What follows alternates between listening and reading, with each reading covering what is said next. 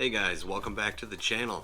This is a video that I originally did not intend to make, but I've had so many people leave questions in the comments on the different videos within the Danchee Ridgerock budget build series that were inquiring about the how-to process of the pen spring modification. It's really simple, it's fast, it's easy, and it's nearly free.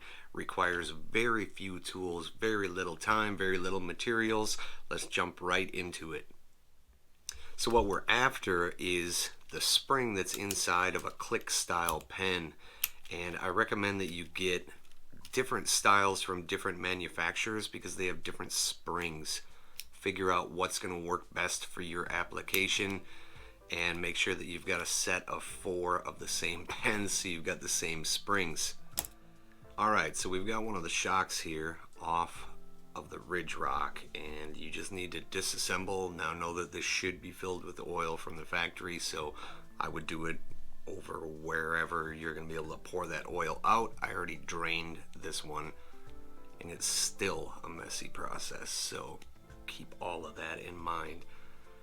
So you'd be draining this out. Once it's drained, I just find it a little easier to work with. Take the spring off, you just pull it up, take the tension off, and it'll release the bottom cup here, and it slides off around that shock shaft. Once it's off, spring's off, and here's where you need a shock tool with special shock shaft pliers. This is where I use pliers with heat shrink around them. I don't take any responsibility if you try this hack. You could end up damaging the shock shaft, and if you do, there's a good chance that this thing's going to leak because there's a nylon seal inside the bottom here, and if this piston has any scoring or gouges on it, it will create a cut or a gouge in that seal. It'll start to leak. So you need something that won't mar this but will hold it tight while you spin the bottom eyelet off.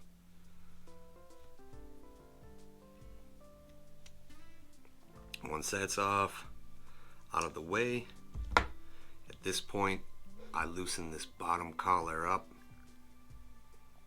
You can take it all the way off. I really don't and have never had any issues. You can take it all the way off. I just like to take the pressure off of that bushing so this piston can slide more easily because you need to get the threaded portion all the way through. So slide that up. You can see that'll push your piston up out the top, and then it's just a matter of getting a hold of this little bugger and getting him out of here. Come on, guy. Alright, so shock body, and here's the piston that's inside. Now, this is why I say to use or try out different pens. Got vastly different springs here, and this is just from 2 different types of pens, so they both got different stiffness to them. This one is a lot stiffer, and it's a lot taller when it's fully compressed, versus this is a lot softer of a spring and it compresses down really small. I personally like a smaller spring like this. It's a little less aggressive, but you give up a little less too. So at this point, you're going to take your shock shaft and then whichever spring you're electing to use. I like a little softer spring that compresses down nice and small. It gives me kind of the best of both worlds, in my opinion, but to each his own. So that's why I say try them out. Check out different pens. They're inexpensive, easy to come by. And then it's just reassemble it in the opposite order. So you can see that we've got the spring on there now, and now it's going to go back in.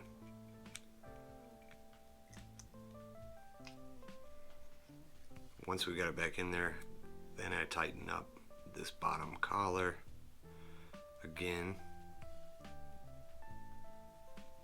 and from here you can kind of see how it pulls the piston back up in at rest. So now the shock is going to have travel in both directions. Let's throw some oil back in this thing. And kind of the trick to this is topping it up. Oh, I go less than halfway. Then you can hear it's like a little frog in there. And I work this piston, and that'll just work the air bubbles out from underneath the piston. It'll pull the fluid down underneath it, because you do not want air pockets or a big air bubble in here. You want this pretty well filled with oil, basically to where the threads start for the cap is about your desired fill line. So right about here, right about where the threads start for that cap. And then for good measure, I just give it a couple full kind of compressions. Make sure that if there are any remaining air bubbles in there, that they get worked out. Once you're satisfied with the fill level, thread the cap back on. So it's just that simple. Do it 3 more times and you got yourself the pen spring modification on your Danchee Ridgerock. You can go out and enjoy lower center of gravity with a lowered ride height, a little better performance, and it only cost you a couple dollars and maybe an hour tops of your time. Anyways, thanks for tuning in, guys. I hope that this did help you. If it did and you haven't subscribed already, please do so before you leave. Smash that thumbs up button, give us a share, leave a comment down below as to what you've got going on with your collection, and we will see you in the next one.